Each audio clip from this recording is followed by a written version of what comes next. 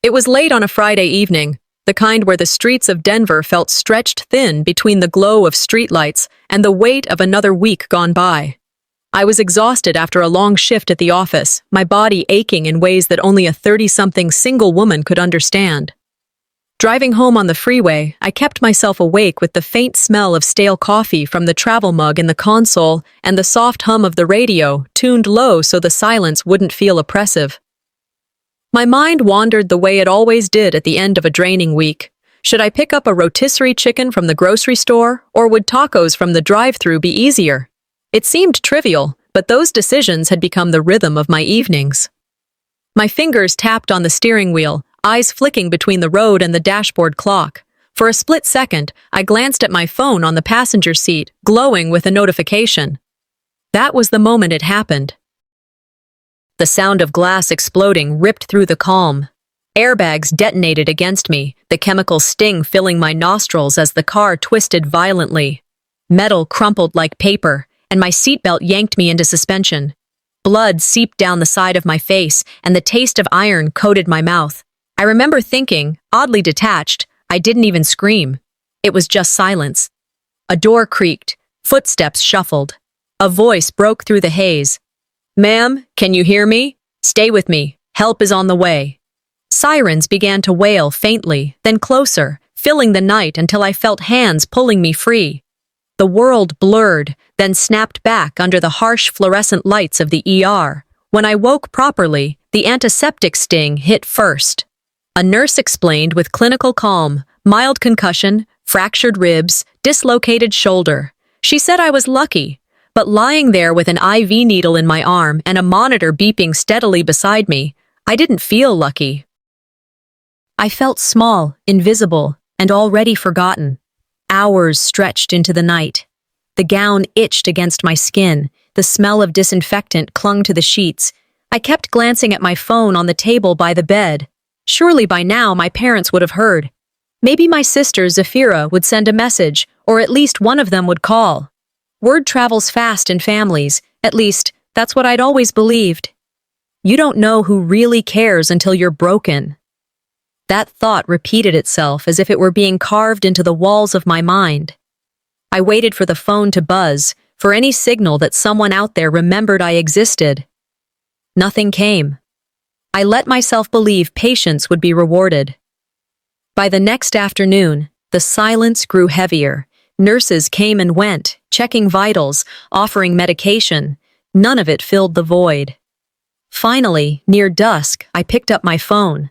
My chest tightened as I unlocked the screen, expecting to see concern waiting for me. Instead, the family group chat had exploded, but not for me. Zephyra had turned the chat into a stage. There she was, wrapped in a spa robe, holding a flute of champagne, flashing peace signs. The caption read, "Finally, a weekend without drama." Another picture, her smiling in a sauna, skin glowing from treatments I knew she couldn't afford without my quiet help over the years. Next came sushi platters, painted nails, her face covered in a green clay mask. Each one more performative than the last, each one applauded in real time by my parents. "So proud of you, honey," my mother commented. "You deserve this," my father added, emojis sprinkled like confetti. I stared, my body aching in ways the doctors couldn't measure. Disbelief mixed with nausea, a new kind of pain that fractured deeper than my ribs. Not one word asking where I was, no acknowledgement of the crash, nothing to suggest they noticed my absence. My life had been put on pause, and their world continued to sparkle without a missing beat. In America, family group chats are supposed to be lifelines. Mine had become a mirror of everything I wasn't. Their joy felt like mockery, each post underlining my erasure. I sat up, ignoring the sting of my ribs, the IV tugging uncomfortably at my arm.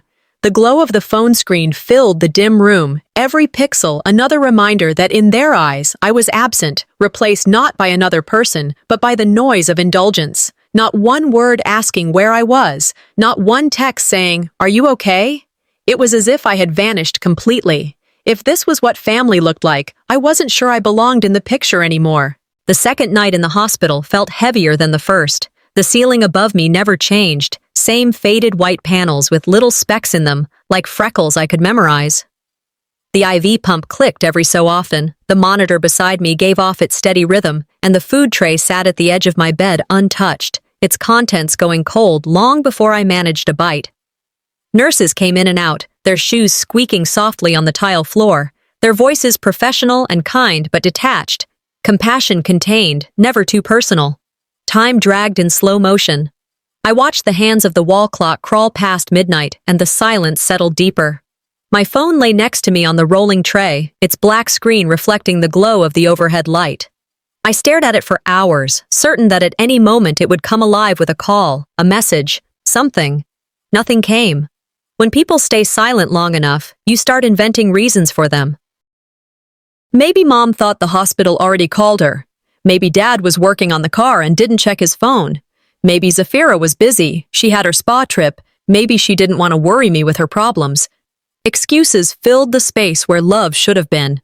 I kept telling myself they would come, they had to. But no one walked through the door, no one picked up the phone to ask where I was. We're told in this country that family shows up when it matters. Holidays, birthdays, emergencies, that's what makes blood thicker than water. But lying there in that bed, I realized something else. Sometimes the people who don't show up are the loudest answer you'll ever get. The morning light slid through the blinds the next day, casting striped shadows across the sheets. I shifted carefully, my ribs protesting every movement. The phone was still dark. A silent judge beside me, unmoved, impartial, reminding me that the ones I had supported over and over couldn't even manage a text. I thought about all the times my phone had lit up at 2 or 3 in the morning, when Zafira needed money for rent, when Mom wanted me to pay off a late bill before she got another penalty, when Dad said his car wouldn't start. I had answered every time.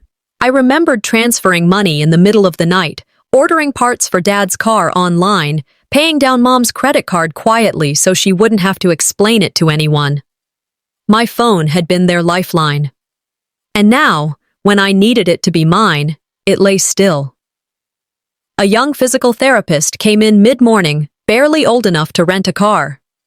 He introduced himself politely, checked his clipboard, then asked me to sit up as best I could. "We need to work on your breathing," he said. "Broken ribs can stiffen if you don't expand your lungs." Deep breaths, in and out, slow. I obeyed, wincing as pain flared along my side. He encouraged me, saying it would get easier. I nodded, but the exercise only sharpened the emptiness inside me. He left with a smile, promising to return later, but I knew even then that he'd probably forget me the moment he walked into the next patient's room. I looked at my phone again. Should I text them? Should I send, "Car accident, in hospital hurt"? Maybe that would spark concern, but the thought felt like begging, like reaching for scraps of acknowledgement. I closed my eyes and whispered to myself, if I have to beg to be remembered, what's the point? The hours stretched into the third evening. My body ached, my patience wore thin, and I felt myself slipping into something colder than sadness.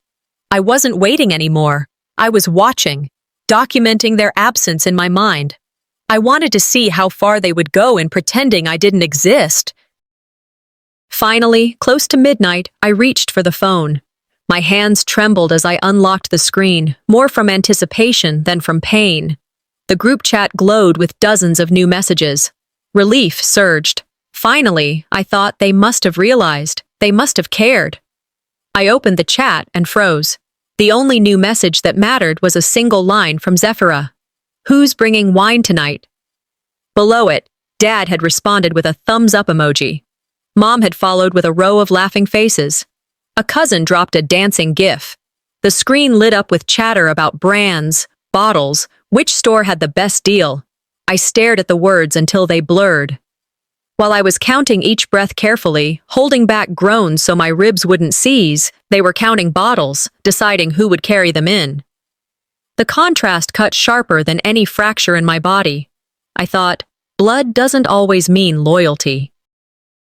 Sometimes it means obligation, sometimes it means silence, and sometimes it means nothing at all. I closed the chat, set the phone down gently, and leaned back against the thin hospital pillow. The machines hummed around me, indifferent, but for the first time, I wasn't numb. I was angry. Silence, when you're broken, is the loudest betrayal, and the silence that night told me more about my family than words ever could. Nights in the hospital blurred together, but the third one clung to me like damp air. The room was quiet except for the occasional shuffle of rubber soles down the hallway and the persistent hum of machines. Dim lights cast long shadows that shifted every time a nurse passed by the open door. I scrolled half-heartedly through my phone, stalling, afraid to look back into the family chat. I knew what I'd find, but hope has a cruel way of tugging you toward the same disappointment again and again. From my bed, I could hear laughter echoing faintly from the ward down the hall. Other patients had visitors, families clustered together with flowers, gift bags, whispered encouragements. Their voices blended into a gentle chorus that made the emptiness around me even sharper. My own tray of food, untouched, sat cooling by my side, and I couldn't help comparing the warmth spilling into their rooms to the silence filling mine. When people stay gone long enough, I whispered to myself, you start inventing reasons for them. Anything to avoid the sting of truth. I stared at the ceiling, tracing patterns in the plaster as if they could distract me from the gnawing thought. Maybe my family simply didn't care. By late evening, I gave in and opened the group chat. My pulse quickened. Maybe something had changed. Maybe finally someone had realized what was happening. What I found stopped me cold. A new photo from Zephyra filled the screen. She was at a dinner table, spa glow still painted across her skin, hair tucked perfectly behind her ear. She looked radiant, staged, like she belonged in an advertisement. But it wasn't her smile that hollowed me out. It was what I saw when I zoomed in. The chair beside her was empty, except it wasn't empty. Her designer bag sat neatly in the space where a person should have been, where I should have been. I let the screen burn into my eyes. My mother's comment floated below the image. So beautiful, sweetheart. You look so relaxed. Dad had added clapping emojis, a string of hearts. No one mentioned the missing sister. No one asked where I was. That chair was supposed to be me, I thought, the words heavy, immovable. And they didn't even notice I was missing from the picture. The bag, with its polished leather and gold hardware, held more presence at that table than I did in their lives. My replacement didn't breathe or speak. It zipped. I muttered under my breath, bitter and quiet. I've been replaced by leather and zippers.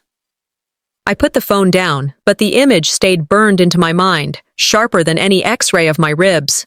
That chair had become a symbol, more piercing than the silence itself. It told me my absence wasn't an accident. They had already filled the space, and they were comfortable with it. My mind drifted back to earlier that day. I had almost broken the silence myself. My fingers had hovered over the screen, typing out the words. I'm in the hospital. Car accident. Broken ribs. The letters sat there, raw, vulnerable. I stared at the draft, thumb poised over the send button. For a moment, I imagined how it might play out. Maybe Dad would call immediately, his voice shaky, promising to come. Maybe Mom would write back, her tone softer than usual. Maybe even Zephyra would send a quick, oh no, before returning to her night out. But deep down, I knew. If I had to announce my existence like a weather alert, if I had to beg for recognition, was it really love? I deleted the draft. My chest tightened as the words vanished. I wanted to know, without prompting, if they'd reach out. They didn't. I whispered to myself, rehearsing words that never made it to them. I had an accident. I'm hurt. I needed you. In my head, I gave them the lines, and in my head, they delivered replies that felt rehearsed too. Hollow sympathy, empty promises, quick returns to their routines. If you're always the one reaching out, I thought, maybe it's not family. Maybe it's customer service. I knew then, I wasn't going to beg for attention anymore. The silence wasn't an oversight, it was a decision. The combination of that empty chair and the deleted draft landed heavier than the weight of my injuries. My ribs would mend, my shoulder would heal, but this realization carved something permanent. They hadn't wondered where I went. They hadn't looked for me. They filled the space with something else, and they moved on. I thought silence was painful, But the picture of that empty chair hurt worse. The morning of the fourth day came with a different kind of light. It was pale, almost unforgiving, slipping through the blinds as if to insist I open my eyes. My ribs hurt with every breath. The dislocated shoulder throbbed in dull pulses, but what startled me wasn't the pain. It was the sudden glow of my phone. The black screen that had judged me for days was now alive, buzzing faintly on the tray beside me. When I picked it up, my stomach clenched. Across the screen, 64 missed calls. The number stacked like a scar, each one time-stamped over the past 48 hours. Names alternated: Dad, Mom, Zephyrah, over and over. At the top of the list, a single pinned message glared. "Call us now. It's serious." My first thought was naive. Maybe they finally realized. Maybe someone told them about the accident. Maybe they cared. My chest tightened with both hope and dread. I dialed back slowly, my thumb pressing each number as if it carried weight. My voice cracked when I whispered hello, ribs tightening with the strain. Dad answered instantly. His tone was sharp, frantic, but not in the way I expected. "Finally! We've been trying to reach you. Why didn't you pick up? Do you know what's been happening?" Before I could answer, Mom's voice cut in from the background. "We're in a mess here. Zephyrah's card got declined at brunch. She was humiliated in front of everyone. The rent payment didn't go through. My bill bounced. Something's wrong with the accounts." Zephyrah's voice pierced through, shrill, panicked. "I couldn't even pay for sushi. Do you understand? I had to leave in front of my friends. What did you do? Did you forget to transfer?" Their words overlapped in a chorus of desperation. Each line was about cards, bills, brunch, appearances. None of it was about me. I sat in silence, the phone pressed to my ear, every muscle in my body screaming for me to hang up. My mind whispered, "It shouldn't take 64 missed calls to realize I exist." I listened long enough to understand. This wasn't panic for me. This was panic for their comfort. I ended the call without a word. The room felt colder, the silence heavier. "All this noise," I muttered to myself, not because I was hurt, but because their lifestyle was interrupted. The realization landed hard. Silence had meant indifference. Noise meant need. I set the phone down, thinking that would be the end of it. But moments later, the screen lit again, this time with a private message from Zephyrah. "Why are you ignoring us? You're being so dramatic." I stared at the words, the audacity of them. Dramatic? I thought back to being strapped in the hospital bed, bruised and aching, while she posed with champagne and clay masks. Dramatic was her stage, not mine. Heat rose in my chest, sharper than pain. "Dramatic?" I whispered aloud, the word tasting like poison. "I was bleeding in an ER while you flipped peace signs for Instagram." Her message wasn't concern. It was accusation, a quiet flip of the script. If I spoke up, I'd be unstable. If I stayed quiet, I'd be erased. This was the trap. No way to win, only ways to be diminished. I thought of something I'd read once. In toxic families, the moment you stop giving is the moment they call you ungrateful. I understood now. I wasn't a sister, not really. I was a resource.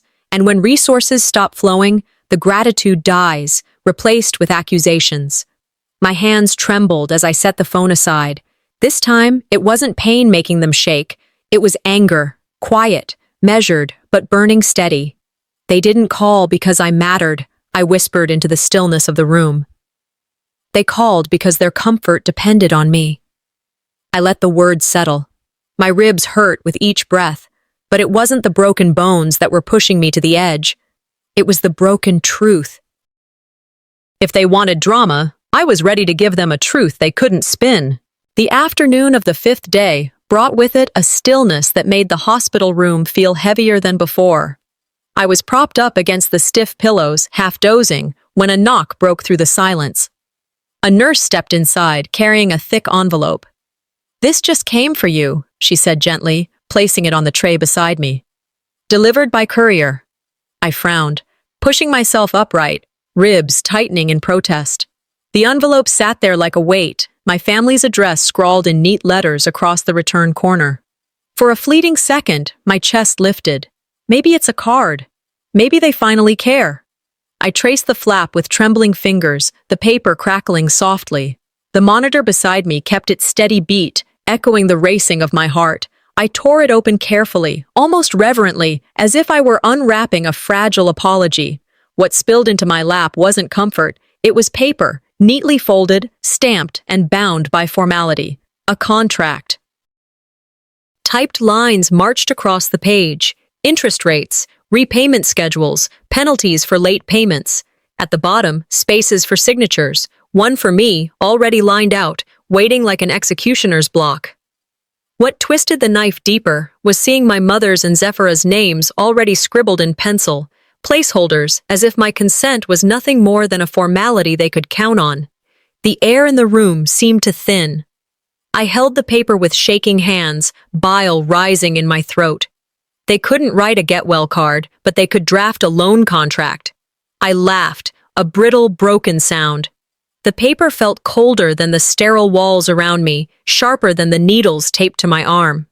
They hadn't come to see me, hadn't asked if I was breathing, but they'd found the energy to put together paperwork. Money often costs too much, Emerson once wrote. I stared at the words typed out in black ink and felt the truth of it pressing down on me. To them, I wasn't a daughter. And I wasn't even a person. I was infrastructure, scaffolding they leaned on, a line of credit in human form.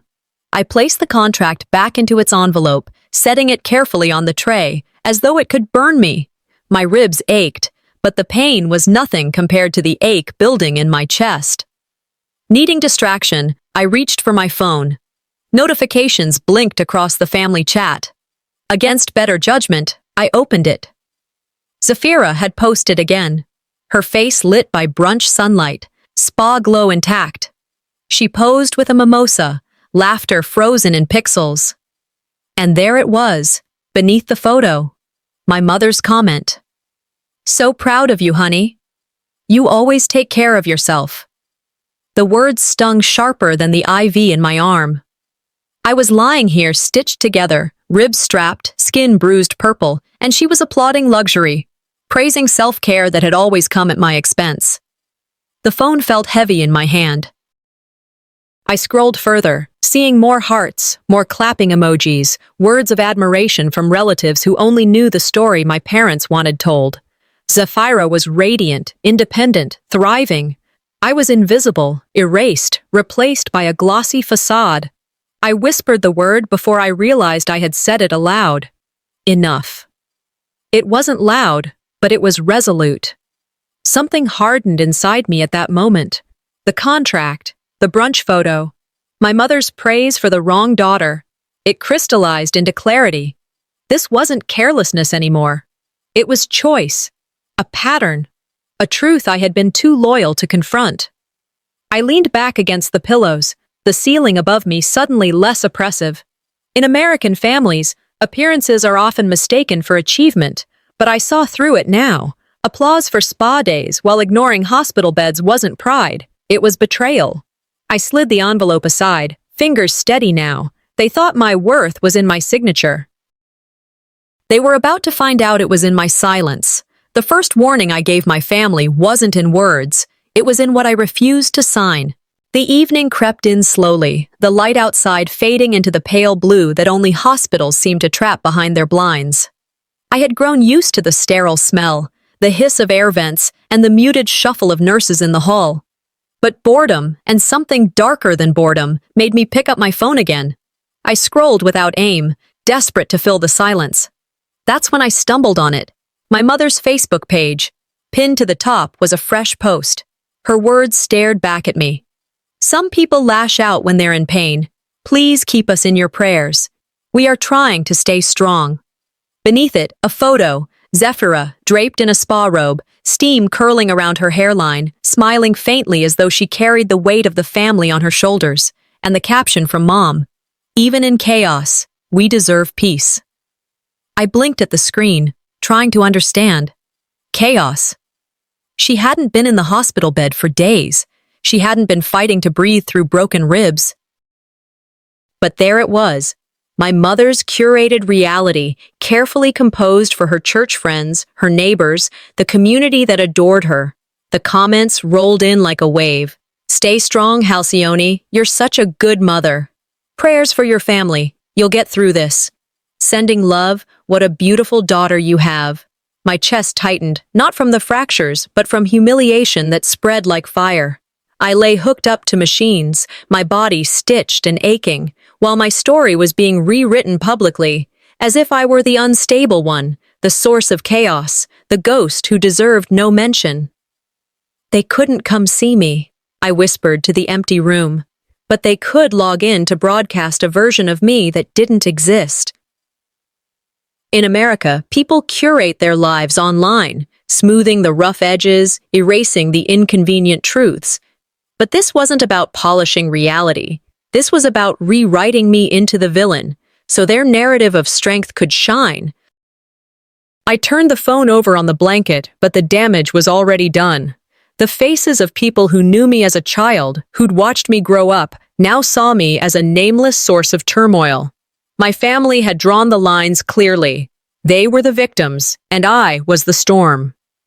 Later that night, a nurse came in quietly, her hands full of papers. "This is a copy of your billing summary," she explained, placing the packet on the tray by my bed. She glanced at me, kind but distant, then left. I picked it up with trembling fingers, scanning the numbers. My name stamped across the top, the costs lined in neat columns.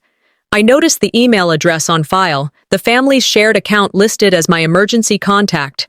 The realization crashed over me. They had received this too. They had known. For days, the bills had been forwarded to their inbox. They had seen the hospital's charges, the details of my admission, and still said nothing. No call, no visit, not even a question. They weren't ignorant, I said aloud, my voice echoing against the walls. They were indifferent.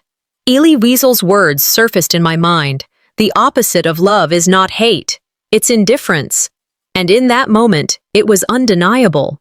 They had ignored my pain, ignored the reality of my broken body, but they had panicked the instant Zephyr's brunch card got declined. Bills from the hospital meant nothing to them. Bills from restaurants meant everything. I stared at the summary again, the numbers blurring. The bill had become proof that my life had a price tag, a ledger entry. Proof that to them, I was less urgent than a champagne toast. I folded the paper neatly, set it aside, and lay back against the pillows. My ribs burned, but the clarity seared hotter. This wasn't neglect born of distraction. This was a choice to protect themselves, to guard their image, to keep the story neat. If they can twist me into a villain, I thought, then maybe I need to become something else, untouchable. I decided in that moment not to fight them on Facebook, not to leave a comment or wage a battle in the public thread. That was their arena, a theater I refused to perform in. My strength would not come from shouting, it would come from silence, the kind that hangs heavy, undeniable, until the truth crushes every lie beneath it. I whispered into the dimness, "I'll choose when to speak. And when I do, it won't be noise. It'll be evidence." The thought steadied me. I turned off the phone, letting the screen die to black. Let them write their story. Let them polish their stage. Mine was coming, and it wouldn't need an audience to be true. The first blow wouldn't be a scream. It would be a file folder, sent in silence. The sixth morning arrived with a muted glow, the kind of light that seeped reluctantly through the blinds. I sat upright in my hospital bed, stiff from another night of shallow rest, my shoulders strapped and ribs aching every time I shifted. The tray table beside me carried the usual clutter, a cup of water, my phone, and now my laptop, which I had asked a nurse to bring from my bag. If my family wanted to spin stories, I realized, then I needed to protect myself with something more permanent than memory. I opened the laptop, the familiar hum filling the silence, and began creating a folder. Methodical. Intentional. One by one, I saved everything. Screenshots of Zephyrah in her spa robe, grinning with champagne. The long string of 64 missed calls, followed by demands for money. The loan contract that had arrived like an insult in the mail. My mother's Facebook post painting me as the unstable one. Each file was labeled and dated, arranged neatly like evidence in a trial. Evidence is louder than excuses, I muttered to myself, my fingers clicking against the keys. I don't need to scream, I just need proof. The process steadied me, a strange calm washing over me as the folder grew. Pain turned into something sharper, something useful. I remembered an old saying I had once heard in an office meeting. In America, they say if it isn't written down, it didn't happen. Well, I was writing it all down. Every omission, every slight, every betrayal preserved in digital ink. When I was finished, I leaned back, my ribs protesting. The folder glowed on my desktop, a silent weapon I could use whenever I chose. I felt for the first time that I wasn't powerless anymore. I was preparing for a fight they didn't even realize was coming. After staring at the folder for several minutes, I drafted a message to my father. My fingers hovered over the keyboard, searching for words, but in the end, I wrote nothing. No explanation, no argument. I simply attached the folder, hit send, and watched as the status flipped to delivered. My heart pounded so hard it threatened to drown out the monitor's steady beeps. My hands shook, but I felt stronger than I had in days. Sometimes silence is louder than a scream, I whispered. This is mine. I imagined him opening the files. I saw his face in my mind, scrolling through each screenshot, the truth unfolding in front of him without a single word from me. Satisfaction mingled with grief. It was a mic drop moment that cost me nothing, but it might shake everything. Minutes later, my phone buzzed. The screen lit with a new message. It wasn't from Dad. It was from Mom. Her words, short and sharp. If you're upset, just say it. Don't play these games. I froze, staring at the text, the irony hitting me like another crash.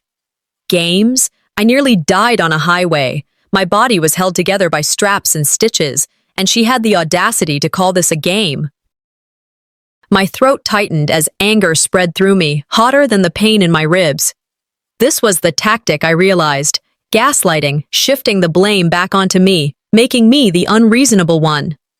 Games? I said aloud to the empty room, my voice cracking with restrained fury. I was fighting to breathe while you poured champagne, and you call this a game? I knew the playbook well enough now. In toxic families, truth is treated as betrayal. They don't want acknowledgement, they want control. And when you won't give it to them, they twist reality until you doubt your own memory. I gripped the phone tighter, thinking of another phrase I'd once heard. They call you crazy when they can't control you anymore. That was it, plain as day. They couldn't control me through silence anymore, so now they'd try to paint me as unstable. But this time, I didn't take the bait. I didn't reply. I didn't beg. I simply put the phone face down on the tray, calm settling over me like armor. If silence was their weapon, I whispered, then I've mastered it better than they ever could. They thought gaslighting would break me. Instead, it lit the fire. Leaving the hospital was both a relief and a burden. Relief because I was finally free of the constant interruptions, the beeping monitors, the endless questions from rotating staff. A burden because I knew the moment the automatic doors closed behind me, I was on my own.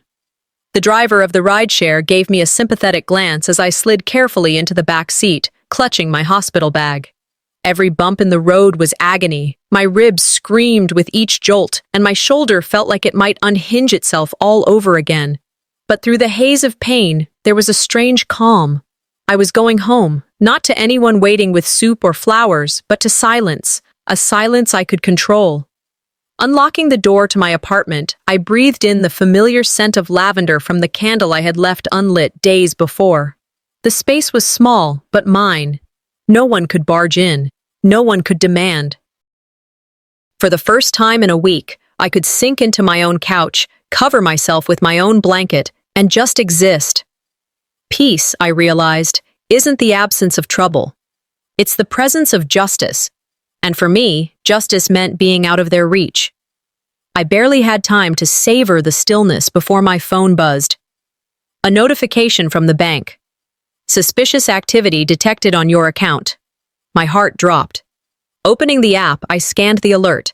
Nearly $1,000 attempted from an old backup account I had almost forgotten existed. My pulse quickened as I called the bank, my voice steady despite the pain. The representative confirmed it. The login had come from an ID connected to my sister. Zephyra. She still had access, I murmured, pressing a hand to my forehead. Because I gave it to her once, to help, and now she used it to steal. The banker's tone was professional, but firm. We've flagged it as fraud. Do you want to file a police report? We recommend changing all of your passwords immediately. I thanked him, my voice calm, almost detached, but inside, the betrayal was deeper than words. It wasn't just neglect anymore. This was theft, a deliberate violation of trust, carved into my bones like another fracture. No report yet, I said finally. Keep the flag, document everything. It wasn't forgiveness, it was strategy. If she wanted to trip the wire again, I'd be ready. That evening, as I tried to sip tea without grimacing, my phone rang again. A distant cousin's number flashed across the screen. I hesitated but answered, my ribs tightening as I held the phone close. Are you okay? She asked carefully. Yes, I replied, wary. Why? She hesitated, then lowered her voice. I heard you had a breakdown, that you cut off the family out of nowhere. Your mom said you've been unstable, and Zephyra, well, she told people you made up some story about being sick. For a moment, the room tilted. I clutched the couch cushion to steady myself. A breakdown. I let her words sink in. While I lay in a hospital bed, fighting through stitches and bruises, they had been rewriting the story, protecting themselves, casting me as the unstable one. They couldn't take my money anymore, I whispered. So now they want to take my reputation. It all made sense. The Facebook posts, the silence, the sudden panic over cards and bills. They weren't worried about me. They were worried about how they looked without me. I thought of an old American saying, when people can't control you, they control how others see you. That was exactly it. They had lost control of my wallet, so they built a new image, me as the villain. My cousin's voice broke through my thoughts. I didn't believe it, she said quickly. But people are talking. I thought you should know. Thank you, I answered softly. It means more than you know. After the call ended, I sat in silence. The tea had gone cold, but I didn't move. Shock hardened into something stronger. They weren't family anymore, not in the sense that word was supposed to mean.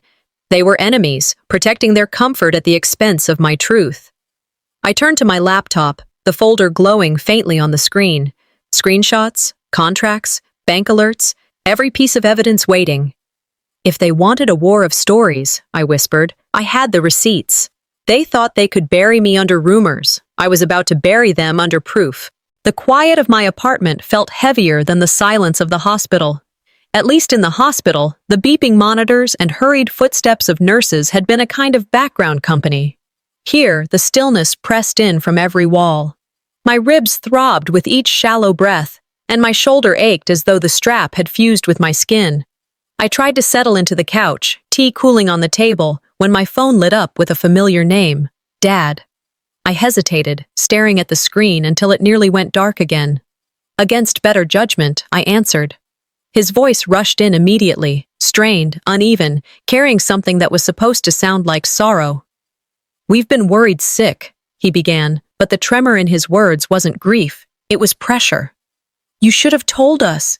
You know we depend on you. You've always been the strong one, Sylviane. We need you again. My hand tightened around the phone, the motion sending sharp jolts through my ribs. I said nothing, waiting. He filled the silence with more words, circling the same point. They were struggling without me. Life was harder. Zephyra couldn't manage. Mom was stressed. It wasn't an apology. It was a business pitch dressed in sorrow. I pressed the phone closer, ribs grinding as if to anchor myself against the weight of his words. Sorry had no presence in his voice. Just negotiation, an attempt to lure me back into the role I had been groomed to play. I thought of a line I'd heard once. In America, we often say sorry as a way to move on, not to make it right. That was this call, an attempt to reset the balance without changing anything. My silence grew heavier than his excuses.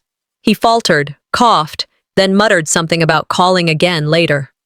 When the line went dead, I stared at the phone until my reflection blurred across the glass. The apology was hollow. The truth was clear. He wasn't reaching out to heal. He was reaching out to restore his lifeline. And I wasn't going to give it back.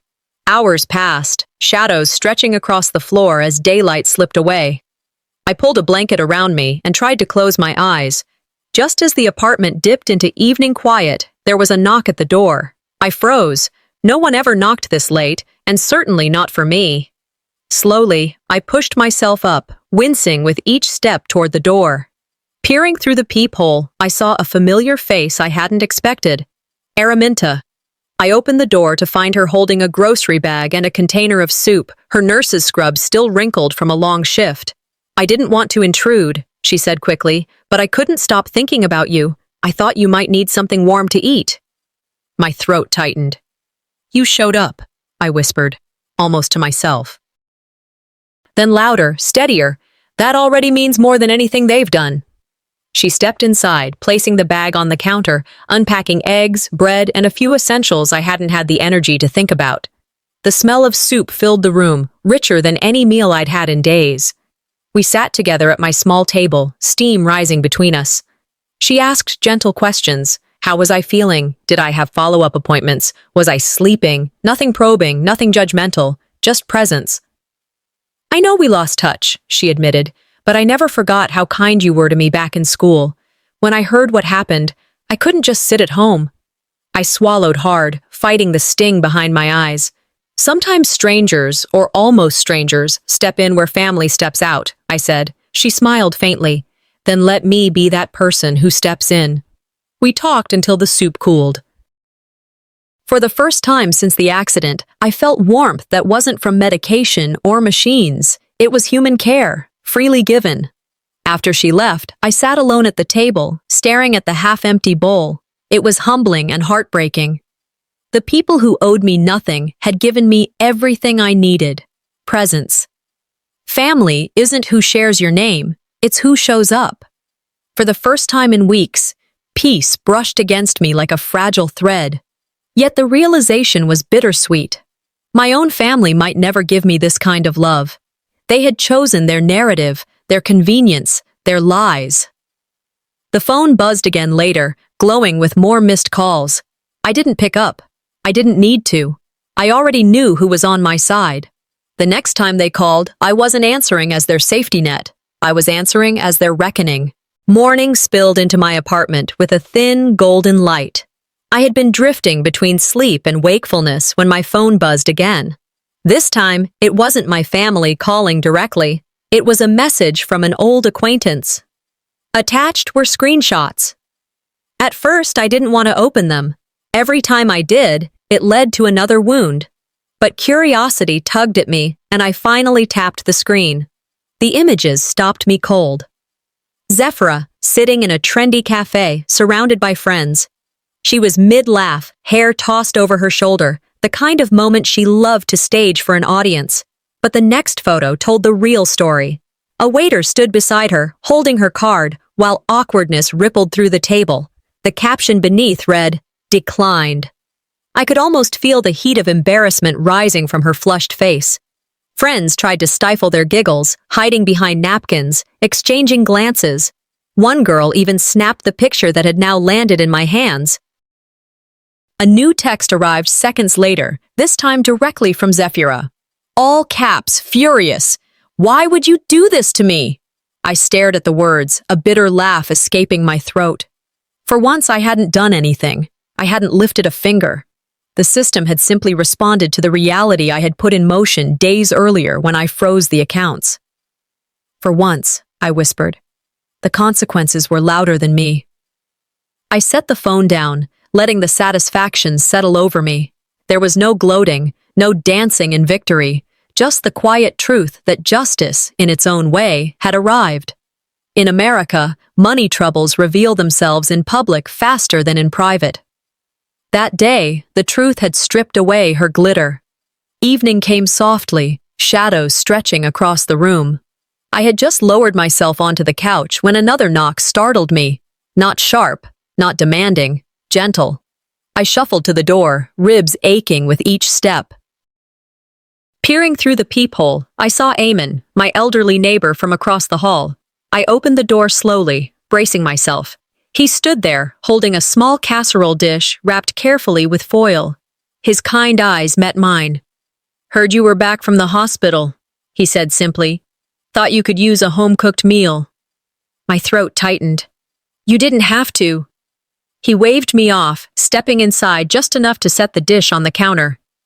"When my wife was alive," he murmured, "she always said, when someone's sick, you show up.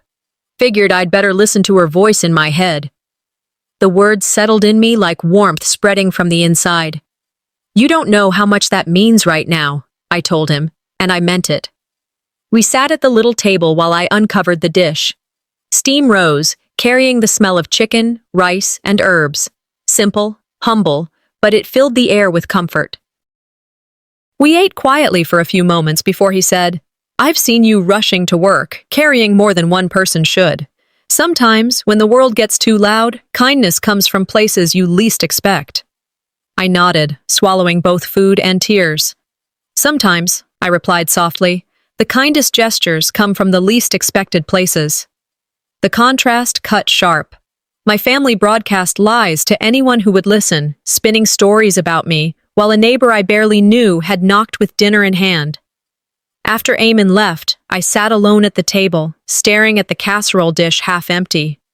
The quiet pressed around me again, but this time it wasn't suffocating. It was reflective. Family doesn't fail you in big dramatic ways first. It fails you in the quiet moments, the empty chair at a dinner table, the phone that never lights up, the silence when you need a voice most. I leaned back, whispering words I needed to claim. Family isn't blood. It's presence. Richard Bach's line echoed in my memory. The bond that links your true family is not one of blood, but of respect and joy in each other's life. I had begun to understand that truth. Love didn't have to come from DNA. Sometimes it came from neighbors, old friends, even strangers who stepped in where blood had stepped out. As I cleared the table, the phone buzzed again. More angry messages from Zephyra, dripping with accusation. Then a colder line from my mother. "We need to talk. Now." I looked at the laptop glowing on the counter, the evidence folder waiting like a sealed weapon. "They wanted a meeting," I whispered. What they didn't know was I was bringing the truth with me. Evening settled across Denver, and the hum of the city filtered faintly through my apartment windows, distant car horns, neighbors returning from work, the muffled laughter of people gathering in nearby restaurants. Inside my apartment, the quiet was absolute. I sat on the edge of the couch, staring at the hospital bag still slumped in the corner, untouched since I'd come home. The clothes inside still carried the sharp scent of disinfectant. For the first time in days, the chaos around me had gone still. But this silence was different. It wasn't hollow anymore. It was mine. I rose slowly, each step reminding me of my ribs, my shoulder, the bruises that mapped my skin. At the small drawer by my bed, I pulled out something I hadn't touched in years, my grandmother's locket. The metal was cool in my palm, its weight heavier than its size. Inside was the faded photo I had memorized as a child, her smile, the only one that had ever made me feel unconditionally seen. I sat back down, letting the locket rest against my hand. The city pulsed outside, but in here, all that existed was this anchor. Her voice echoed in memory. "Strength isn't in shouting. It's in knowing when to stop explaining yourself." I heard her say that once when my parents had dismissed me at a family gathering. I hadn't understood it then, but I did now. All these years, I had shouted in different ways, through money, through presence, through sacrifice, trying to prove my worth. And none of it had mattered. The locket was more than jewelry. It was history, proof that I had been loved before I was useful. I thought of how, in America, people grow up hearing, "Family is everything." But sometimes everything you need is just one person who saw you, really saw you. My grandmother had been that person. I closed my fist around the locket and felt a release. I didn't need their approval anymore. I had already been given something stronger. I breathed deeply, as if inhaling that old love, and let it spread through me until the tightness in my chest loosened.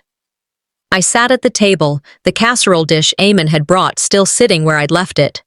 I thought of him, of Araminta's unexpected knock, of the quiet kindnesses that had meant more than all my family's grand gestures, or lack of them. It struck me how simple it was. Family isn't who drains you, it's who fills you back up. I imagined my parents' faces if they could see me now, sitting here, locket in hand, not caring whether they approved. That thought once would have filled me with guilt, even fear.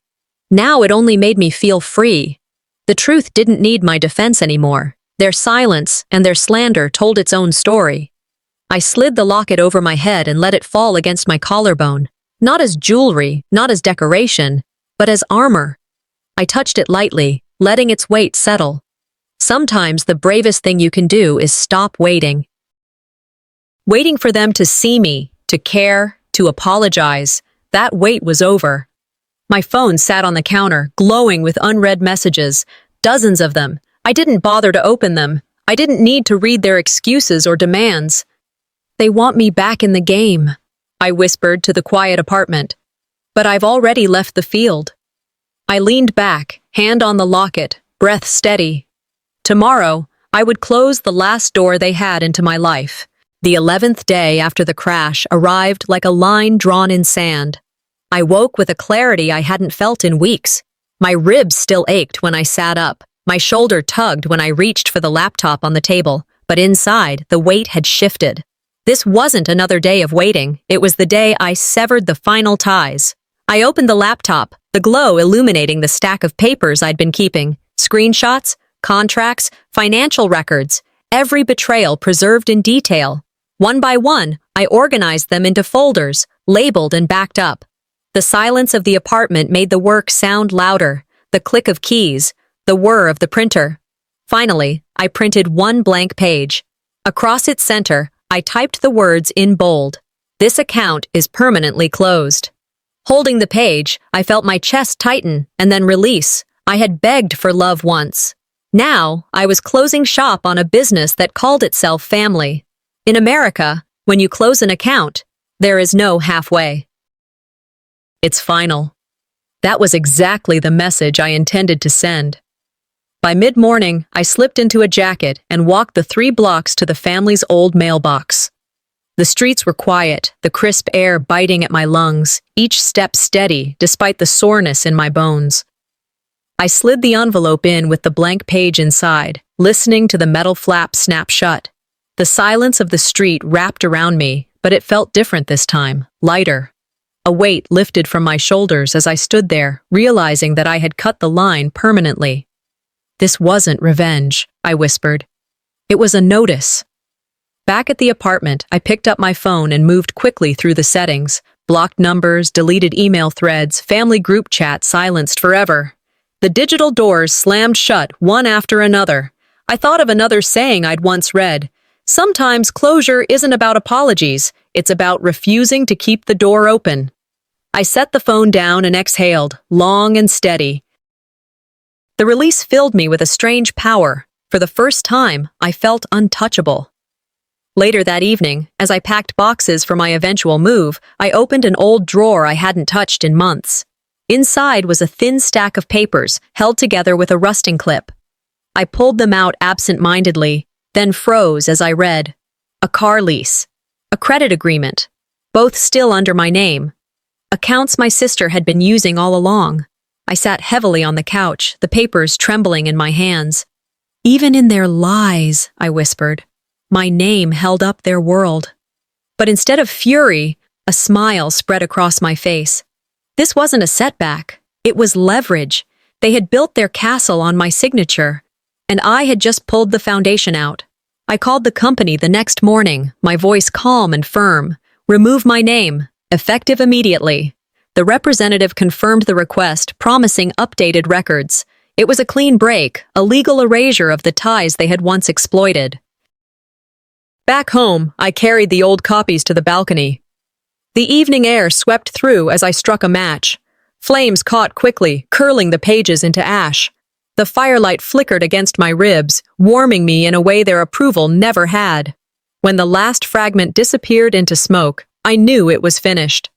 The next day, I settled into a new apartment, sunlight streaming through fresh curtains. On the table sat the casserole dish Eamon had given me, cleaned and ready to return. On the fridge, Araminta's handwritten note. "You're stronger than you know." I touched the locket at my chest, my grandmother's anchor, and breathed deeply. "They called it selfish," I murmured. "But I called it survival." Peace spread through me, not as absence, but as presence. Presence of self, of strength, of a life rebuilt. Family didn't lose me because I was weak. They lost me because I finally learned strength. And that strength was something they could never steal again.